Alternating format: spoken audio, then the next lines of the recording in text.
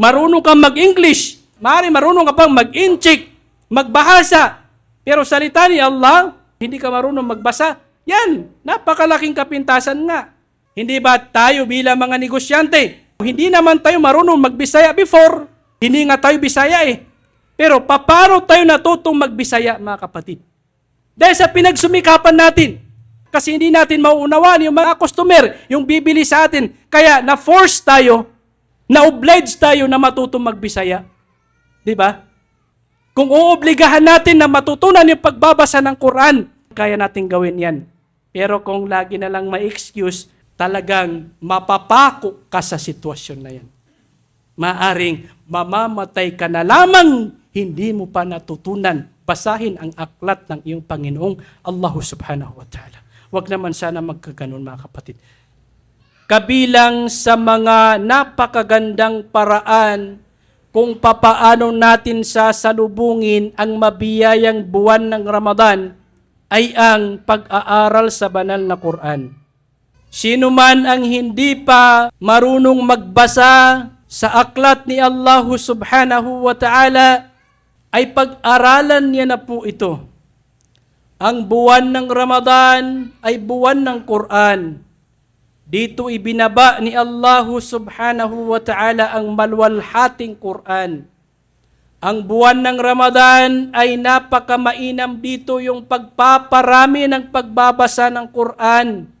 Yung pagpapahalaga sa banal na Quran. Napakalaking kapintasan ng isang nagngangalang Muslim. Tinatawag niyang Muslim ang kaniyang sarili. Nagpapakilala siyang Muslim. Subalit, hindi niya alam kung papaano basahin ang aklat ng kaniyang Panginoong Allah. Kaya niyang basahin ang mga klase-klaseng mga libro. Natutunan niya kung paano basahin ang lingwahe ng mga Amerikano. At meron din maaari na natutunan niyang basahin ang lingwahe ng mga Inchik, lingwahe sa Thailand, lingwahe sa iba't, subhanallah. Subalit ang lingwahe na ginamit ng kaniyang Panginoong Allah sa banal na Quran ay hindi niya alam kung paano ito basahin. Natuto ka naman mag-English, hindi ka naman Amerikano. Natuto kang magbahasa, hindi ka naman Indonesian. Natuto ka magbisaya, hindi ka naman Bisaya. Natuto ka magtagalog, hindi ka naman Tagalog. Natuto ka naman mag-Ilocano, hindi ka naman Ilocano. Pero bakit hindi mo natutunan ang pinakamainam na salita, mga kapatid sa Islam? Ito ay kapabayaan, mga kapatid sa Islam. Hindi dahil sa hindi natin kaya. Wallahi, thumma wallahi, kahit isang linggo na pagsusumikap, basta't seryoso kang mag-aral, basta't seryoso, kaya mong makapag-umpisa na matuto na magbasa ng Quran. Pero kung hindi ka seryoso, ayaw mong matuto, kahit na ilang taon ka pang magngangalang Muslim, 10 years, 20 years, 30 years, hindi mo talaga yan matututunan. Kaya may mga tao, tumanda na sa kanyang pagtawag sa kanyang sarili na Muslim, hindi pa rin marunong magbasa ng aklat ni Allah subhanahu wa ta'ala. Dahil sa kapabayaan, mga kapatid sa Islam. Pag gusto ng tao, napakaraming paraan at tutulungan ka dito ni Allah. Gagabayan ka dito ni Allah.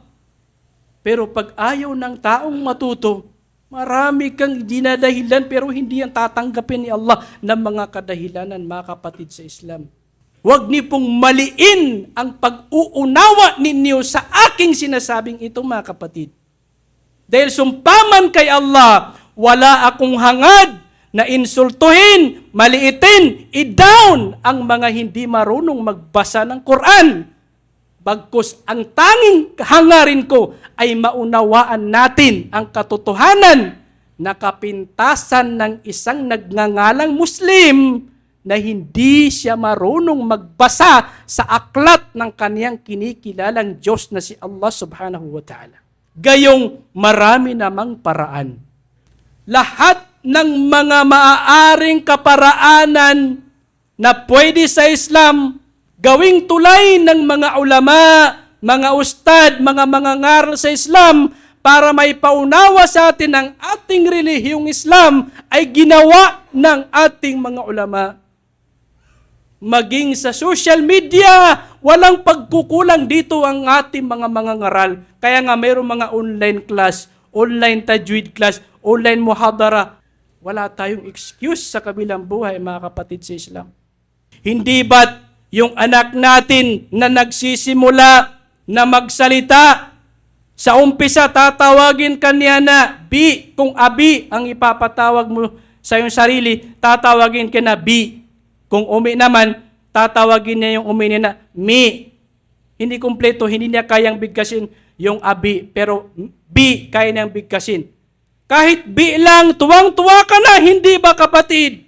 Hindi ba't natutuwa ka, napapalakpak ka sa tuwa? Napapalundag ka sa tuwa na yung anak mo ay natututong magsalita kahit na hindi niya lubusang ma-pronounce yung salitang abi, tuwang-tuwa ka.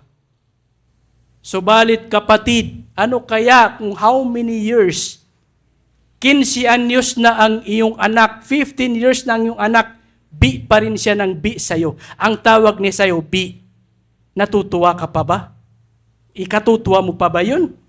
15 anyos, B ang tawag sa iyo, hindi pa rin abi. Hindi pa rin niya natutunan yung salitang abi. B pa rin siya ng B. Gayong wala naman siyang excuse. Hindi na yun nakakatuwa. Nakakadismaya na yun. Kung dati nung bata pa siya, nung nag-umpisa siyang magsalita, ang tawag niya sa saging, ging, ging, tuwang-tuwa ka. Pero 15 anyos na siya, magsasalita pa rin siya, B, ging, ging, matutuwa ka? Baka kung hindi ka makapagtimpi, malaparo mo yan. Hindi na yung nakakatuwa. 15 anyos, ging, ging. Hindi nakakatuwa.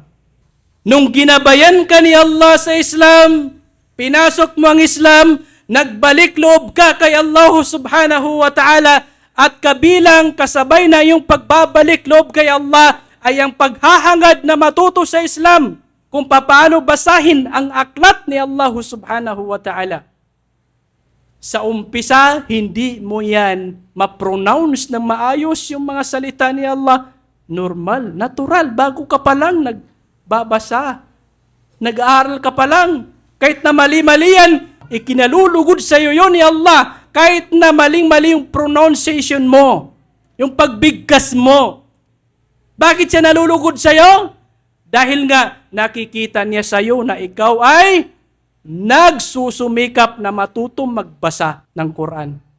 Kaya nga bilang tanda ng kaluguran ni Allah, mapapasa iyo, ikaw na bagong nag-aaral sa Quran, kahit na hindi maayos yung pagbasa mo, kasi nga bago ka pa lang nag-aaral, pero dahil sa iyong pagsusumikap, sinisikap mo pa rin yan. Tinitiis mo ang kahirapan dito, nagsasakripisyo ka. Para sa iyo ang dalawang reward. Anong reward yon? Unang reward ay ang reward mo sa pagbabasa mo sa Quran. Pangalawang reward ay ang reward mo sa pagsusumikap mo na matutunan ang aklat ni Allah subhanahu wa ta'ala. Subalit tandaan natin yan na sa umpisa lang yan.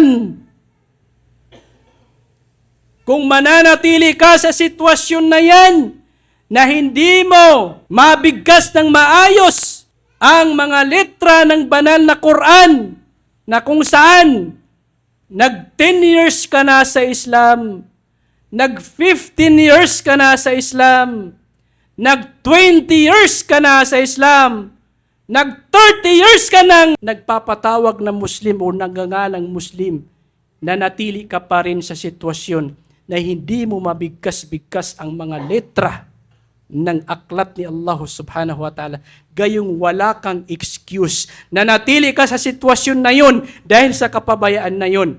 Hindi na yun kalugod-lugod sa pananaw ni Allah subhanahu wa ta'ala. Sana po ay nauunawaan natin ang hangad nating ipahiwatig dito, mga kapatid sa Islam. Pag gusto ng tao, maraming paraan. Wallahi, maraming paraan.